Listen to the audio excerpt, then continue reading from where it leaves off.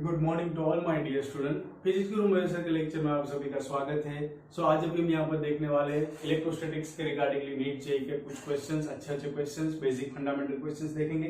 तो यहाँ पर इलेक्ट्रोस्टैटिक्स एकेडमिक्स हमने ऑलरेडी पूरा कर दिया है। ओके, तो अब नीट जेईई में हम क्या देखने वाले हैं? तो अभी यहाँ पर कूलम्ब्स लॉ है, उसका फंडामेंटल देखेंगे और उसके अलावा इलेक्ट्रिक फील्ड है, उसका थोड़ा बहुत फंडामेंटल और जेईई नीट के बेस क्वेश्चन देखने वाले हैं। तो चलो थोड़ा बेसिक वार्म अप पहले कर लेते हैं। आई होप आप सभी ने कूलम्ब्स लॉ स्टडी किया ही हुआ है कि F is equal to what, K Q1 Q2 by R square. ये आपको मालूम है। दूसरा आपको मालूम है कि अगर कोई ये गिवन मीडियम की बात है, वैक्यूम की बात है कि वैक्यूम में फोर्स कितना लगेगा, K Q1 Q2 by R square. लेकिन कोई मीडियम की बात करें तो उसमें फोर्स कितना लगेगा, दो चार्जेस को कुछ डिस्टेंस पर रखा हुआ है तो अगर हम कंसीडर करें तो F dash is equal to what, F by K।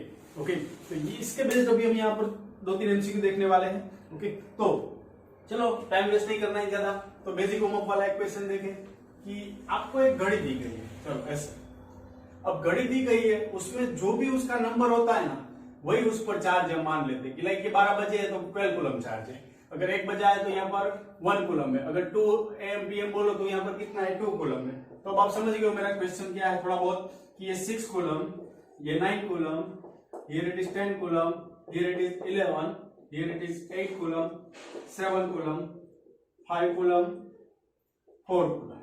तो अब आपको क्या करना है, इसकी वजह से जो सेंटर पर 1 कूलम चार्ज है वहां पर आपको फोर्स फाइंड करना है। और किसके फॉर्म में फाइंड करना है?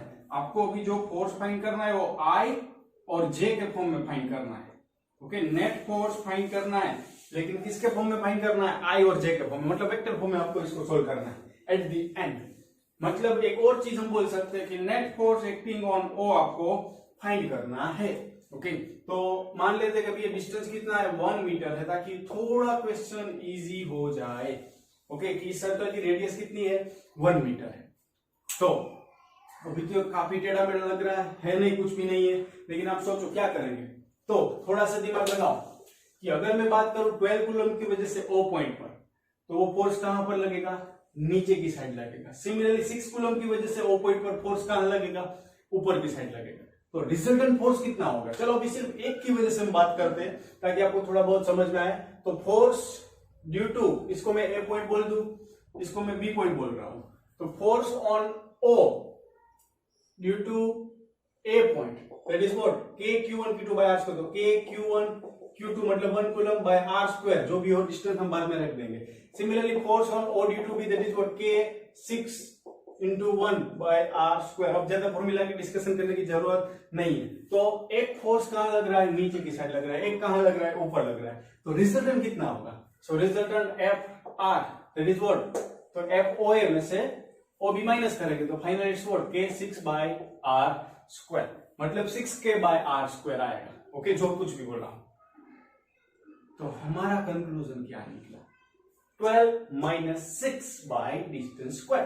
तो सिमिलरली अगर आप ये 9 कूलम कंसीडर करो, यहाँ पर 3 कूलम कंसीडर कर रहे हो, तो उसकी वजह से net force 9 minus 3 by R square. Again ये 10 कूलम कंसीडर करो, 5 कूलम कंसीडर करो, सॉरी यहाँ पर क्या आएगा, हाँ 10 और 4 आएगा। तो 10 और 4 एक ही लाइन में आएंगे, 11 और 5 एक ही लाइन में आएंगे, 8 और 2 एक ही लाइन में आएंगे, 7 और 1 एक ही लाइन में आएंगे। सो नेट फोर्स सभी का हमें दिखाना है। ये तो सिर्फ सैंपल था कि कितना मिलेगा। अब कोई भी चार्ज की बदौलत कंसीडर करो O पॉइंट पर, तो 8 और 2 क्या हो गए, आमने सामने फोर्स आएंगे ऑपोजिट डायरेक्शन में, क्योंकि पॉजिटिव चार्ज है। तो 8 की वजह से फोर्स अपवर्ड, 2 की वजह से इस साइड, तो रिजल्टेंट कितना, 8 माइनस 2, जैसे यहां पर हुआ। ओके, तो अब सारे फोर्सेस में ऐसा नहीं दिखा रहा हूं सिस्टमेटिक स्टेप में। ओके, सो अब मैं सिर्फ यहां पर रिजल्टेंट दिखा रहा हूं कि O पॉइंट पर पहले तो 12 और 6 की वजह से रिजल्टेंट फोर्स कहां पर आया, यहां पर आया, जिसको हमने बोल दिया फोर्स ऑन O या resultant force at O due to A। Similarly again हम जाए तो दूसरा कौन सा फोर्स है, O ड्यू टू A में आप थोड़ा कंफ्यूज हो जाओगे। Resultant force on O due to 12, ये थोड़ा इजी रहेगा। तो अब दूसरा हम क्या कंसीडर कर सकते हैं, ये 7 और 1 की वजह से O पॉइंट पर फोर्स रिजल्टेंट हॉरिजॉन्टल के रिस्पेक्ट में एंगल कितना कितना होता है, ये 30 डिग्री, ये 30 डिग्री, ये भी 30 डिग्री। तो फाइनली मैं क्या बोल सकता हूं कि कि 7 और 1 वाला वर्टिकल के साथ 30 है, मतलब हॉरिजॉन्टल के साथ कितना होगा 60 degree.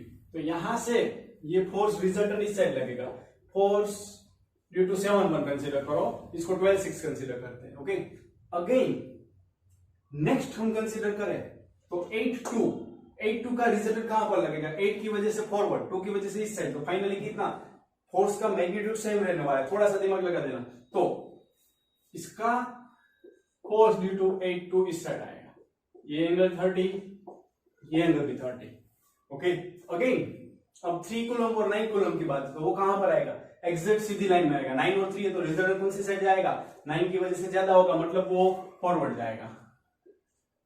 So force due to 9-3, समझ रहे हो मैं क्या कर रहा हूं, जो कोलंबियन फोर्स है वो दो चार्जेस के सेंटर को कनेक्ट करे उस लाइन पर लगता है, और दो सिमिलर चार्जेस होता है उसके बीच में रिपल्सिव फोर्स लगता है, और दो ऑपोजिट चार्जेस होता है तो अट्रैक्टिव फोर्स लगता है। बस इतना कॉन्सेप्ट आपको लगाना है।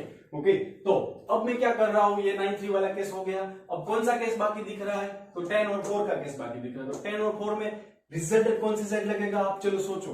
तो डेफिनेटली ये 10 ज्यादा है, मतलब इसी लाइन इसी साइड आगे आएगा। सो 10 - 4 जितना आएगा। सो कितना एंगल है, ये एंगल है 30 डिग्री, ये भी है 30 डिग्री। तो 10 और 4 की वजह से ये 30 डिग्री पर आएगा फोर्स 10-4। ओके, सिमिलरली ये 11 और 5 की वजह से रिजल्टेंट अगेन 30 डिग्री पर आएगा। हाउ मच, F11-5, ये 12-6 बोल दो।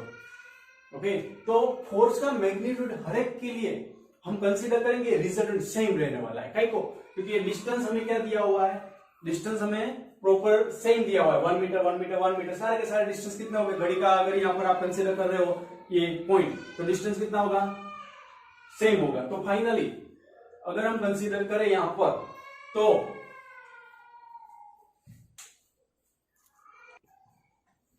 फोर्स का मैग्नीट्यूड भी क्या रहेगा, सेम रहेगा। कैसे, तो F126 का अगर हम कंसीडर करें कितना होगा, Q/r², तो Q कितना होगा, अब 12 - 6 जितना ही होगा। Okay, so it's what F। So all the forces are same magnitude।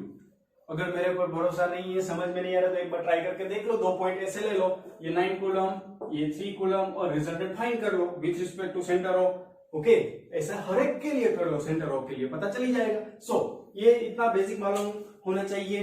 तो अब सारे के सारे फोर्स क्या, F F F F same हो गए।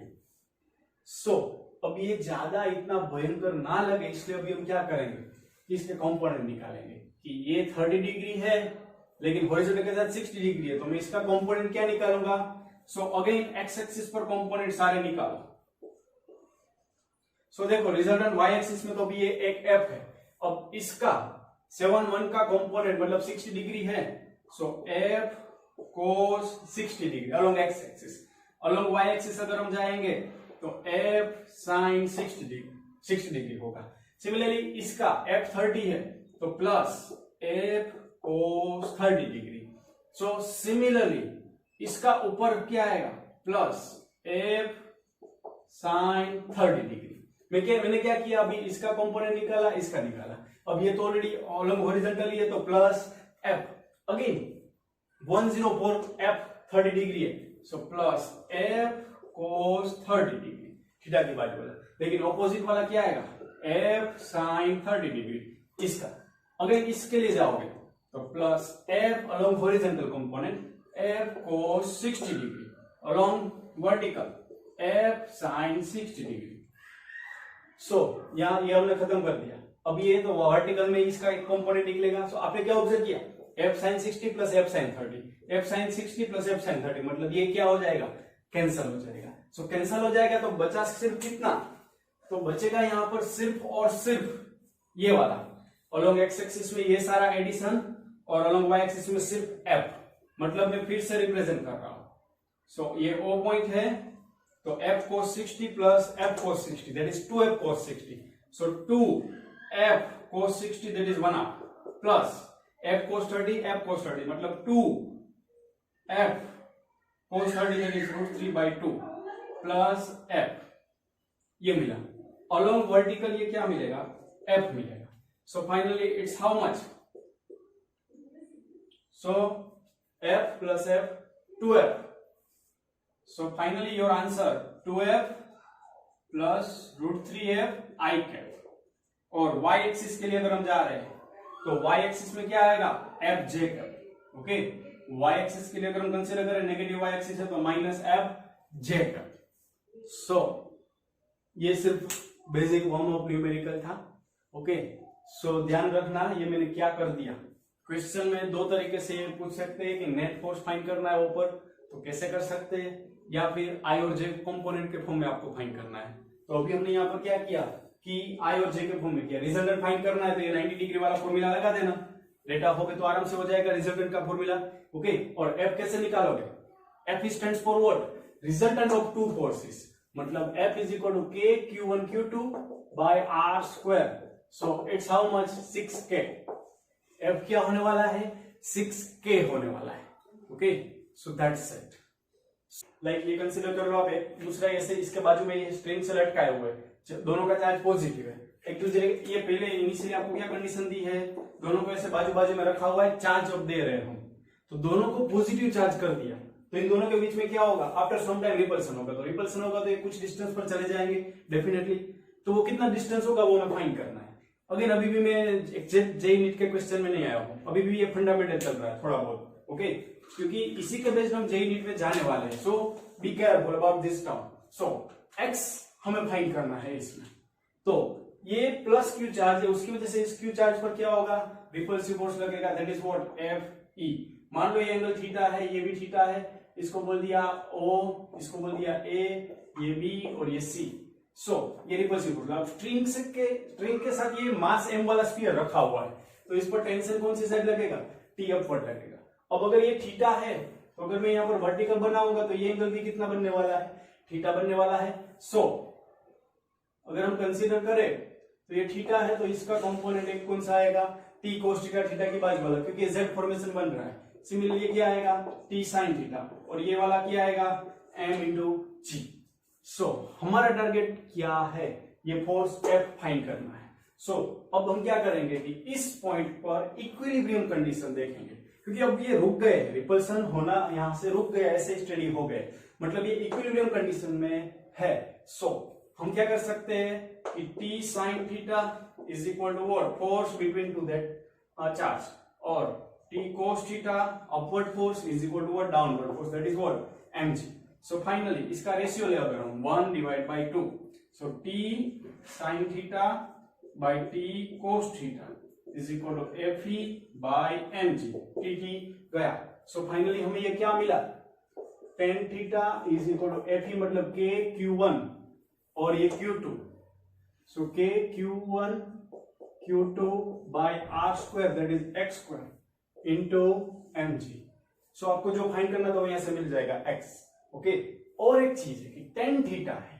अब जेईई नीट वाले क्वेश्चन में हम क्या क्या करते हैं यहाँ पर कि जनरली ये थीटा काफी स्मॉल होता है. सो अब आप जब वाली बातें समझ गए हो मैं क्या बोल रहा हूं कि for small theta tan theta को अप्रोक्सीमेटली हम क्या कंसीडर करते हैं? sin theta. तो इसमें sin थीटा अगर हम फाइंड करेंगे तो क्या आएगा? Opposite side by hypotenuse. तो ऑपोजिट साइड ये कितना होगा? x by 2. So finally x by 2 by hypotenuse L. So it's what? x by 2L. So it's your tan theta. तो यहां पर रखो tan थीटा की जगह पर, तो x by 2L is equal to K Q square by x square mg. Okay. So यहां से आपको क्या मिला? x cube is equal to K Q square 2L by mg. So we can see x cube is proportional to what? Q square. M constant, G constant, length string की constant होगी तो हम क्या बोल सकते हैं? x cube is proportional to what? Q square. मतलब x is proportional to Q raised to 2 by 3. Okay, so ये क्या था कि जब भी दो स्फीयर, चार स्फीयर को एक स्ट्रिंग से कनेक्ट किया हो और रिपल्सिव फोर्स लग रहा हो तो x का variation with respect to charge कैसे होता है. ओके, लेकिन हमें यहां पर क्या देखना है? एयर में रखा हुआ है. ये दोनों चार्जेस को कैसे रखा हुआ है? हमने एयर में रखा हुआ है. लेकिन अगर एयर नहीं है, इसी चार्जेस को हमने एक पर्टिकुलर मीडियम में रख दिया. मान लो मैं दूसरा स्केच नहीं बनाना चाहता हूं, इसलिए मैं अभी ये कर रहा हूं कि मैं अभी क्या कर रहा हूं? दोनों स्फीयर को लाइक स्फीयर का मास कितना है, m है। ओके, मतलब स्फीयर की डेंसिटी हम कंसीडर करें तो वो कितनी है, रो। अब इसको एक लिक्विड में रखा हुआ है जिसकी डेंसिटी क्या है, सिग्मा है, तो क्या होगा, इट्स आवर क्वेश्चन। तो ये x है वो कैसे मिलेगा, वो हमें फाइंड करना है। बी केयरफुल, ओके, कि हमें डाइलेक्ट्रिक कांस्टेंट भी इसमें फाइंड करना है, ये डेंसिटी का रिलेशन भी चाहिए, तो कैसे कर सकते हैं। सो आप अभी भी क्वेश्चन पूरा नहीं समझो, चलो आपके लिए अलग डायग्राम बना दो। और क्या कि लाइक ये स्ट्रिंग्स है, स्फीयर दो ऐसे अरेंज किए, लेकिन ये किस में रखे हुए हैं, ऐसे अलग पानी में डुबो दिए। अब तक किस में थे, एयर में थे। जैसे कि हमारे फर्स्ट लेक्चर में हमने डिस्कस किया हुआ था कि जब भी दो चार्ज के बीच में फोर्स लगता है वो मीडियम पर डिपेंड्स है। अगर मीडियम चेंज हो गया तो डेफिनेटली फोर्स क्या हो जाएगा, चेंज हो जाएगा। तो इसको हमने अभी कोई लिक्विड में डुबोया हुआ है, तो इसका जो mg लग रहा है, अब आपको थोड़ा फ्लूइड मैकेनिक्स का बेसिक चाहिए, तो उसमें बुओयंट फोर्स कुछ लगेगा। तो बुओयंट फोर्स कितना लगता है, इट्स नथिंग बट m-g। कहां पर लगेगा, अपवर्ड लगेगा। ओके, तो इसका रिजल्टेंट फोर्स अगर हम कंसीडर करें, ये थीटा, चलो ये f-e, ये t, तो ये t को साइन थीटा और ये t कोस थीटा। अभी भी ये रफ डायग्राम ही है, क्योंकि एक्चुअल डायग्राम में इसमें हमें क्या करना है, सिर्फ m-g अपवर्ड लगाना है। क्यों, क्योंकि वो बुओयंट फोर्स है। ओके, कि जब भी आप पानी में डुबोगे ये स्फीयर, तो उस पर अपवर्ड फोर्स लगेगा, उसको हम क्या बोलते हैं, बुओयंट फोर्स। ये बेसिक आपको मालूम होना चाहिए। ओके, और नहीं है तो एक बार फ्लूइड मैकेनिक्स थोड़ा बहुत रिवाइज करना पड़ेगा। घर पर आप देख लेना, वो मॉक ऑफ वाटर है, उसको पानी में डुबोगे बाल्टी में, तो क्या होगा, ऑटोमेटिक अप चला आता है, जिसको हम क्या बोलते हैं, बुओयंट फोर्स। तो ये बुओयंट फोर्स कहां पर लगेगा, अपवर्ड लगेगा। तो अब अपवर्ड फोर्स कितने, 1 2, और डाउनवर्ड mg। तो जब इसको गिवन लिक्विड में हम रखेंगे तो क्या होगा, वो हमें देखना है। सो ये रफ डायग्राम तब मैं निकाल रहा हूं, तो कंडीशन क्या होगी वो आपके सामने अभी है कि t cos theta. So equilibrium condition में when sphere immersed in liquid of density sigma, sphere की डेंसिटी हम रो कंसीडर कर रहे हैं, लिक्विड की सिग्मा, तो क्या होगा, अगेन हम इक्विलिब्रियम कंडीशन लगाएंगे तो फोर्स Fe नहीं रहेगा, क्योंकि मीडियम वाटर है, तो फोर्स नया होगा वो F' होगा। सो F' हम कंसीडर करेंगे, सो हम लिख सकते हैं t sin theta is equal to what, F'। और दूसरा अपवर्ड फोर्स कितना है, t cos theta plus m' is equal to mg। मतलब कि t cos थीटा को क्या लिख सकते हैं, t cos theta is equal to m minus m' into g। तो थोड़ा सा मॉडिफिकेशन हो गया, ध्यान रखना। ये जो मैं बोल रहा था कि काफी अच्छा और बढ़िया क्वेश्चन है, मैं इसकी बात कर रहा था। ओके, तो अब ये क्या किया मैंने, नेट अपवर्ड फोर्सेस को net downward force equilibrium condition में लगाया, m' क्या है, बुओयंट फोर्स है। अब दो इक्वेशन मिल गई, अगेन हमारा काम क्या होता है कि जब भी ये दो इक्वेशन मिले तो रेशियो ले लो। So equation 1 divide by 2, t sin theta by t cos theta आप डायरेक्ट लिख रहा हूं, tan theta is equal to f' by m minus m' into g। Okay, so f' को मैं क्या कर सकता हूं, तो f' is equal to f by k वाला फॉर्मूला पहले लेक्चर में हमने देखा हुआ है। जब भी कोई मीडियम में रखेंगे तो नया फोर्स कितना होगा, f by k, where k is what, dielectric constant. तो डाइलेक्ट्रिक कांस्टेंट के फॉर्म में मैं लिख रहा हूं, so f' is equal to what, f by k m minus m' into g। So ये tan थीटा मुझे ऐसा मिला। सो यहां पर मुझे tan थीटा क्या मिल रहा था, tan theta is equal to Fe by mg। So f by g और tan थीटा ये है, तो tan थीटा की जगह पर ये कंपेयर करूं मैं इक्वेशन नंबर 4 और 3 को, चलो मान लो। सो इक्वेशन 4 एंड 3 में से tan थीटा को सब्जेक्ट कंपेयर करूंगा कि अगर ये डिस्टेंस, ये सेपरेशन अगर सेम है तो ये tan थीटा को यहां पर रख रहा हूं, तो Fe by mg is equal to f, मतलब Fe ये Fe है, okay, by k m minus m' into g। So Fe cancel, g गयो, सो मास k मास को हम क्या लिख सकते हैं, डेंसिटी इंटू वॉल्यूम, क्योंकि डेंसिटी का फॉर्मूला क्या होता है, मास बाय वॉल्यूम होता है। सो मास को डेंसिटी इंटू वॉल्यूम लिख सकते हैं, इस साइड लिख रहा हूं। So density into volume that is 4/3 pi r cube into rho, sorry density into volume के फॉर्म में हम ले जाए minus m dash that is what, density of किस में डुबोया हुआ है, लिक्विड में डुबोया हुआ है, तो उसकी डेंसिटी कितनी है, सिग्मा, और वॉल्यूम वी। समझ रहे हो मैंने क्या किया, मैंने ये टर्म इस साइड ले लिया, ये टर्म इस साइड ले लिया, तो मास का डेंसिटी टू वॉल्यूम रखा, mass of sphere in air, और m dash is what, mass of sphere in water, तो वाटर के लिए sigma into v, so is equal to what, m into g है, तो एम अगेन क्या होगा, density into volume. So volume volume volume हर एक में से क्या हो जाएगा, निकल जाएगा। सो के रो माइनस के सिग्मा इज इक्वल टू रो। आपका टारगेट क्या है कि गिवन लिक्विड की डेंसिटी फाइंड करनी है। ओके, इसमें से कोई भी चीज फाइंड करनी हो सकती है, के भी फाइंड करना पड़ सकता है, या कुछ भी फाइंड करना पड़ सकता है।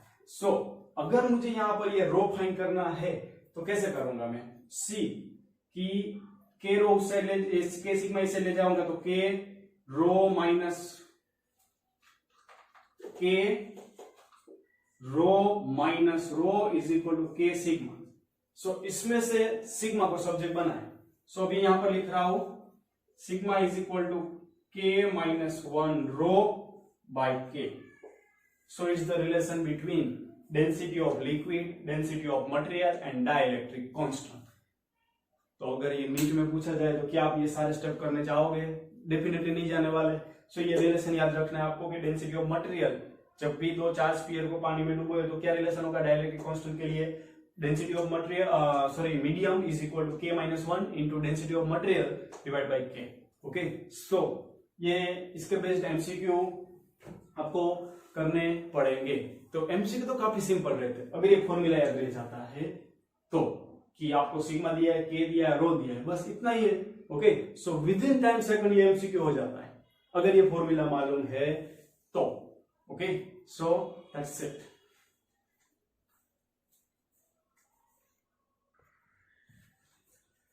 सो अब हम नेक्स्ट देखने वाले हैं कि हमें एक सेमी सर्कुलर वायर दिया हुआ है जिसके लिए लीनियर चार्ज डेंसिटी लेमड़ा दी गई है अल्फा इंटू थीटा, और उसकी रेडियस ए दी गई है। हमें इस पर टोटल चार्ज फाइंड करना है। तो देखो लीनियर चार्ज डेंसिटी और थीटा के फॉर्म में दी गई है। ओके, और ऑप्शन दिए हुए अनारकली, बाहुबली, चंपाकली सब ऑप्शन दिए हुए आपको। तो क्या करेंगे हम, तो सबसे पहले आपको क्या मालूम होना चाहिए कि लेमड़ा का फॉर्मूला क्या होता है। लेमड़ा का फॉर्मूला अगर हम लगाएंगे तो it is what, d q by d l. Okay, ये फॉर्मूला होता है charge distributed per unit length, lambda stands for what, linear charge density. So इसमें से टोटल चार्ज आपको फाइंड करना है। तो सबसे पहले डीक्यू को सब्जेक्ट बनाओगे तो आपको क्या मालूम पड़ा, it's what lambda into DL. लेकिन डेटा है वो किसके फॉर्म में दिया है, लेमड़ा अल्फा इनटू थीटा के फॉर्म में, ध्यान रखना। लेकिन अगर यहां पर हम देखेंगे तो एक एंगल है और दूसरी लेंथ है, इसका कोई मेल जोल बैठता नहीं है। तो आपको क्या करना पड़ेगा, एक छोटी सी लेंथ को जैसे तैसे करके थीटा में कन्वर्ट करना है। तो ऐसा आपने 11th स्टैंडर्ड में स्टार्टिंग में देखा हुआ यूनिट्स एंड मेजरमेंट में पैरेलक्स मेथड कि theta is equal to arc by radius. मान लो ये लेंथ छोटी सी है तो arc dl by radius what, a. So मैं डीएल को क्या लिख सकता हूं, it is what, a into d theta, that's it. Okay, तो अब आप अपने बेसिक के साथ डटे रहो। बेसिक क्या कहता है, टोटल चार्ज फाइंड करना हो तो जब भी लीनियर चार्ज डेंसिटी दी हो तो lambda is equal to d q by dl. अब जो भी ले टोटल चार्ज फाइंड करना, उसके छोटे से चार्ज को सब्जेक्ट बना लो, that is what lambda into dl. अब जरूरत किसकी पड़ी, डीएल की, तो वो मैंने कहां से निकाला, theta is equal to r by radius से। So dl is equal to a into d theta. So alpha theta dl की जगह पर ए इनटू डी थीटा। अब अल्फा कांस्टेंट है, ए कांस्टेंट है, क्वेश्चन में अल्फा कांस्टेंट दिया हुआ है। So a alpha. अब मैं पूरा थीटा फाइंड करना चाहता हूं तो मैं क्या करने वाला हूं, इंटीग्रेशन करूंगा। कहां, किसका, थीटा से डी थीटा।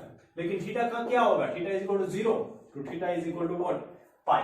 सो मैं यहां पर इंटीग्रेशन करूंगा 0 से लेकर पाई तक। सो फाइनली मुझे क्या मिला, ए अल्फा थीटा डी थीटा का इंटीग्रेशन क्या होगा, थीटा स्क्वायर बाय 2, और मैं वैल्यू रख दूंगा इंटीग्रेशन की, तो ये फाइनली क्या हो गया, पाई स्क्वायर बाय 2। सो ये क्यू चार्ज मुझे मिल गया, टोटल चार्ज क्यू ऐसे हमें मिल जाएगा। छोटा सा चार्ज जो अवेलेबल होता है उसका इंटीग्रेशन करेंगे तो टोटल चार्ज मिल जाएगा। So our answer will be what, b Baahubali, alpha a alpha pi square by 2। Okay, तो ये किसके लिए रिगार्डिंग क्वेश्चन था, लीनियर चार्ज डेंसिटी के रिगार्डिंग। अब हम देखेंगे वॉल्यूमेट्रिक चार्ज डेंसिटी दी गई आपको। और स्फीयर दिया हुआ है, उसके लिए वॉल्यूमेट्रिक चार्ज डेंसिटी क्या है, beta into small r square. इसका मतलब क्या होता है कि volumetric charge density with respect to distance vary हो रही है। इसमें भी ये थीटा के फॉर्म में दिया, मतलब with respect to angle linear charge density vary हो रही थी। तो सबसे पहले सब कुछ धुंधला धुंधला लगे तो क्या करना चाहिए, चार्ज फाइंड करना है, ऑप्शन दिए है। ओके, तो फर्स्ट ऑफ ऑल ये क्वेश्चन नंबर 4 का सॉल्यूशन कि एक स्फीयर हमारे पास जो कुछ भी है रेडियस आर वाला, उसमें से हम छोटा सा डिस्टेंस आर के ले जाएंगे और विड्थ हम कंसीडर करेंगे डी आर।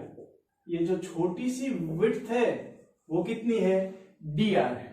ऐसा हमने रोटेशनल डायनेमिक्स में लास्ट टाइम यूज किया हुआ है। सो डेफिनेटली थोड़ा गर्म पड़ने वाला है न्यूमेरिकल।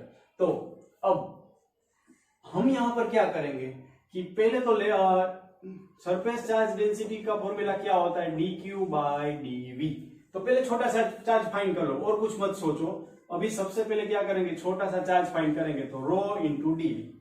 अब वॉल्यूम का फॉर्मूला क्या होता है, एरिया इंटू लेंथ। तो छोटा सा वॉल्यूम है तो एरिया क्या आएगा, मतलब एरिया कितना होगा इस छोटे से सरफेस के लिए कंसीडर किया है तो so area that is 4 pi r square. छोटा सा स्फीयर कंसीडर किया सबसे पहले।